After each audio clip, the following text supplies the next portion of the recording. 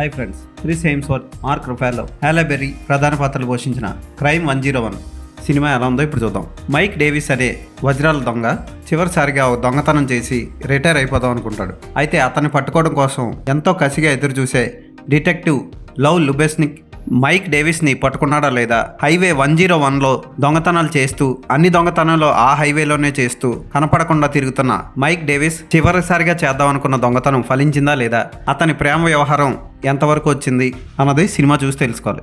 First of all ఈ cinema గురించి చెప్పాలంటే పాజిటివ్స్ చెప్పాలనుకుంటే బ్యాక్గ్రౌండ్ మ్యూజిక్ అదిరిపోతుంది. ఫోటోగ్రఫీ క్రిస్టఫర్ నోలన్ సినిమాల్లో ఉండే ఫోటోగ్రఫీ కనబడుతుంది. కథ పెద్ద కొత్త కథ కాదు, అలాగని స్క్రీన్ ప్లే కూడా సూపర్గా సాగింది అని చెప్పలేను. చాలా స్లోగా మధ్య మధ్యలో ప్రేమ కథ అడ్డం వస్తూ కథలో ఉన్న ఫ్లోకి అడ్డం వస్తూ ఉంటుంది.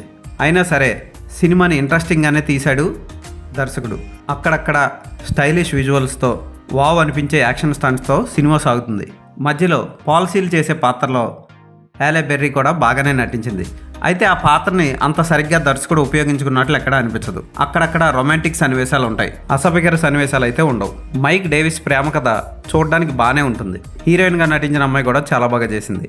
అయితే సినిమాలో పెద్ద ప్రధాన మైనస్ ఏంటి అంటే ఇంట్రెస్టింగ్గా మలుపులు తిప్పుతూ ట్విస్టులు ఉంటూ కథను ముందుకు సాగించడంలో దర్శకుడు ఫెయిల్ అయ్యాడని చెప్పొచ్చు. క్లైమాక్స్ కూడా హడావుడిగా ముగించినట్లు అనిపిస్తుంది. పర్వాలేదనిపించే ఈ థ్రిల్లర్ ఇంగ్లీష్లో థియేటర్లో రిలీజ్ అయింది. ఫోటోగ్రఫీ, బ్యాక్గ్రౌండ్ మ్యూజిక్, యాక్టర్స్ నటించిన తీరు ఈ సినిమాకి ప్లస్ పాయింట్స్.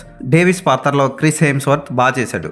అనాథగా కష్టాలు పడుతూ డబ్బు వాల్యూ తెలుసుకున్న యువకుడిగా బాగా చేశాడు. అలాగే డిటెక్టివ్ లవ్ లొబెస్నిక్ పాత్రలో మార్క్ రఫాలో గెటప్ కూడా బాగుంది, చక్కగా యాక్ట్ చేశాడు. హాలే బెర్రీ పాత్ర ఈ సినిమాకి అంతగా అవసరమైన పాత్రలా అనిపించదు. ఏదో చిన్న ట్విస్ట్ ఉంటుంది, ఆ ట్విస్ట్కి అంతే.